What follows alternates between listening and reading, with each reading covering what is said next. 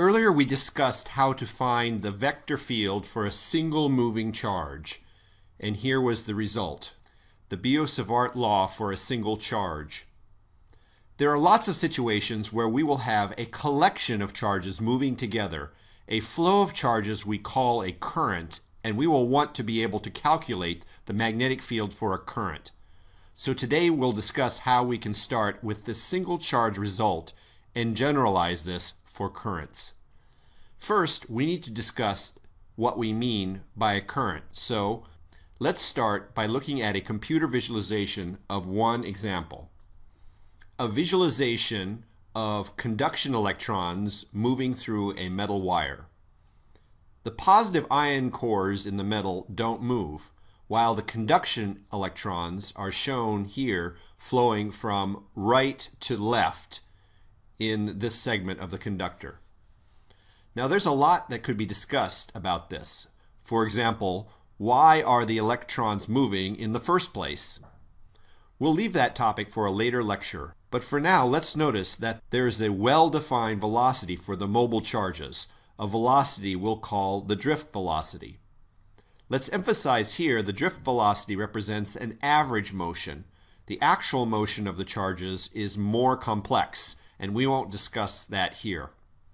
For the purposes of computing the magnetic field of the flowing charges, the current, it's good enough just to consider the average motion, the drift velocity. Let's now come up with an expression for the current in a confined conductor, like a wire. The wire has a cross-sectional area A as shown here, and as charges flow in the wire, charges are continually crossing this area. To describe these charges, we need a physical property of the conductor, the number of mobile charges per unit volume, which we'll call N. Now, if we focus on this particular cross-sectional area, we could, in principle, count the charges that cross this area during a time interval delta t. The first charges that would cross would be located down the wire a distance equal to the drift speed times delta t. Moreover, all the charges that cross the area A would be in the shaded volume shown here. That volume would be the area times the drift speed times delta t. So to calculate all the charges that cross the area A in time delta t, we just multiply N times the volume as shown here.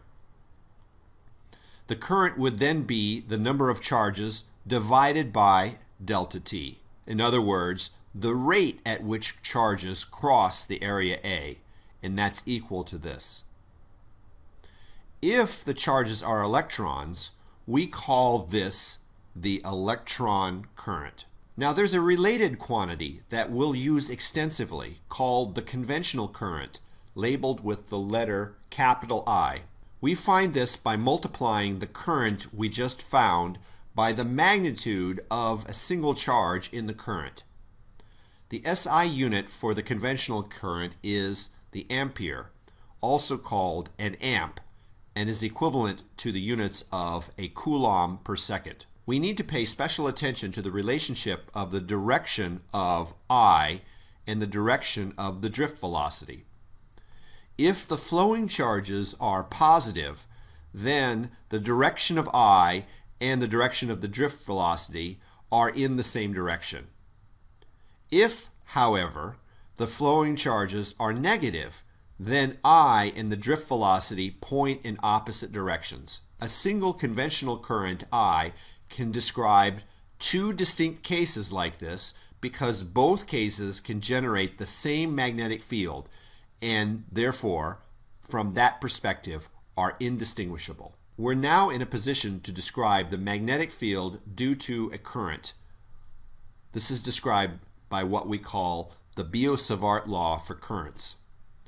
Let's consider a piece of conductor of length delta L in cross-sectional area A through which a conventional current I is flowing. Here we're going to assume that the observation location is well described by vector R for every charge that's moving in this short piece of conductor. At the observation location, we want to calculate vector delta B, the total magnetic field due to all the moving charges in the conductor of length delta L. Now we know how to compute the magnetic field due to a single charge in that conductor, which we can write like this. And as long as we have the direction of the conventional current correct, we can, for the purposes of this calculation, make the assumption that the drift velocity points in the same direction as the conventional current. Now we can find delta B by multiplying the magnetic field for a single charge by the total number of charges in the volume, the total number of charges in the conductor of length delta L. We can find that number like this. It's just N, the number of mobile charges per unit volume, times the volume of the conductor, A delta L. Let's plug this in and do some rearrangement of terms. And we notice that these terms are just the expression for the conventional current, capital I. And so we can simplify this and end up with this final result: the Biot-Savart law for current in a short conductor of length delta L.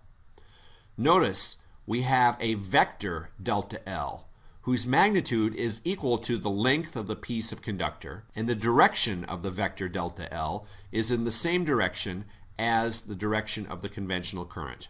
We will use this form of the Biot-Savart law for computing the magnetic field for different configurations of currents, beginning with the current in a long straight wire in our next lecture.